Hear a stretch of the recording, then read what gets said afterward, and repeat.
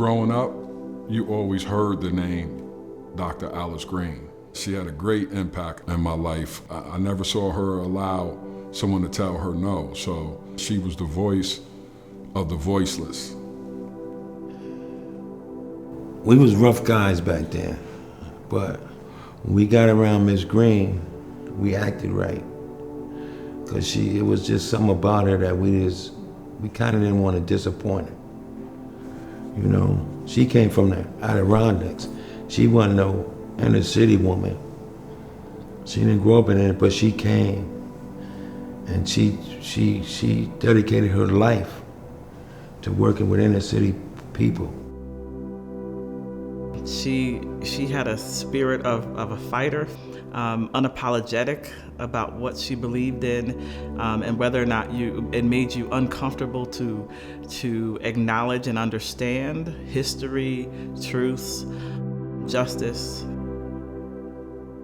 Dr. Green created the space for people to come in and share their stories, and they could come to her and have those conversations, and that's invaluable, especially in a neighborhood that doesn't have the resources to sometimes advocate or fight back for themselves.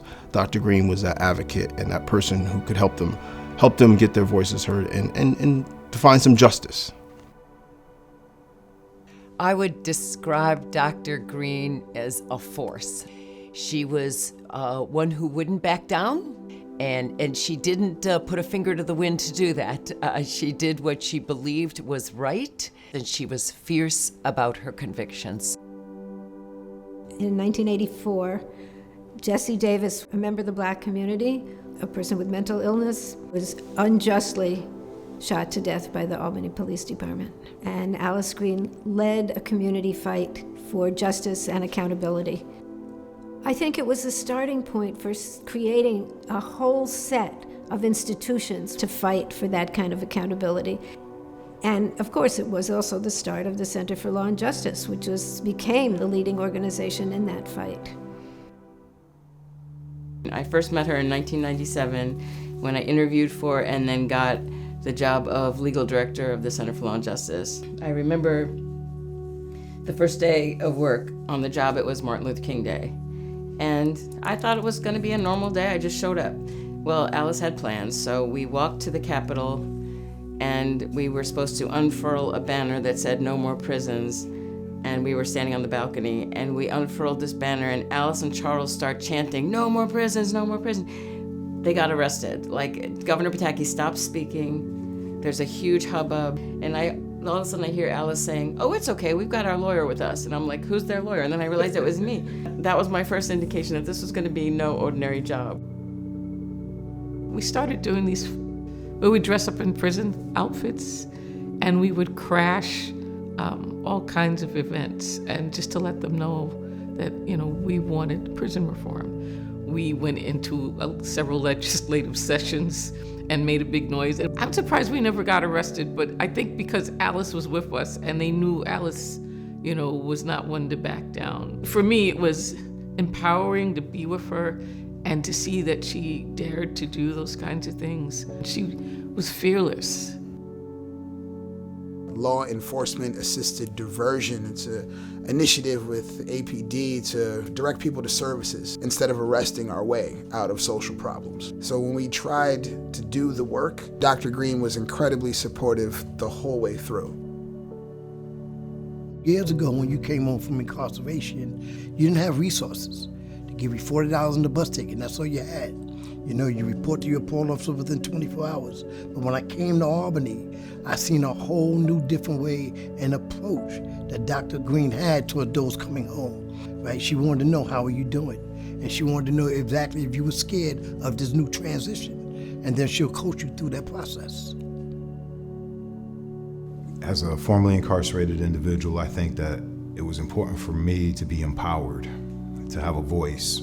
So when I left the Senate, she gave me an opportunity to have another voice in this city of Albany. She told me to, hold my head high, be confident, stand firm in my beliefs. She just did a lot for me as far as my own personal growth. Alice, she taught me to reimagine the criminal justice system to be something that could offer dignity and respect to all. She challenged all of us to envision that. I totally channel Alice in all of my teaching because you can't hit a target you can't see. Alice challenged us to see that vision that she saw. I owe her a huge debt of gratitude.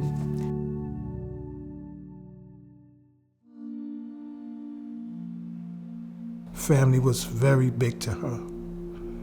You know, the kids, the grandkids, we would do the holidays. There was always family. Anytime I think of Alice, I think of Charles. He was always by her side. I mean, they were an incredible team, and a loving team, and you could always see it in everything they did. So, when you watch them together, there's a symmetry. There was sort of this unspoken knowing of each other. There was humor and this acknowledgement of how the world could be, and that everyone had a role and responsibility in that. She had such integrity, and what I loved about Alice is she was this vocal force externally, right, for justice. She was never shy to stand up for somebody, but personally, she was quite humble and modest, quiet. She so quietly remembered everybody's birthday, and she, you know, sent little notes to thank you for this and that, and she was such a lovely person, personally, but as an advocate, she never shied away from trouble, never. And those who've gotten that call from Dr. Green, you know, the call of duty, you're excited because you know we're going to do some good trouble work, right? But you're motivated because you know that this is real. And I'm gonna miss that because I'm not as excited getting the call from everybody.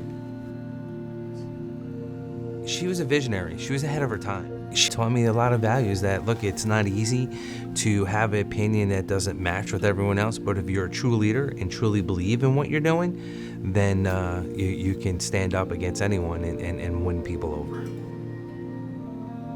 She believed that everybody deserved the opportunity for a second chance. She never gave up on people. She never gave up on anybody. And I think that inspired in a lot of people hope. And I think it also inspired in people a desire to do more, to be more. She was phenomenal, a phenomenal woman. Strong, determined, inclusive, helpful. She was no joke. And she's going to be missed. But her legacy and the things that she did for all of us is going to continue forever. my hope is that we're able to help groom the next Alice Green for this community because we need it so badly. She's been inspiring in a time when a lot of black people don't have leaders. It's devastating that we don't have her, but I like to think that she planted seeds and that we'll be able to move forward in her memory. She really, really wanted justice for her people. And when I was young, my dad used to sing a song called, I Believe I'll Go On to See What the End's Gonna Be.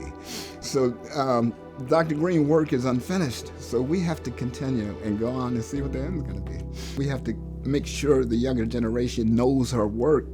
She left some writings behind, and we should not take them for granted. She made this place a better place.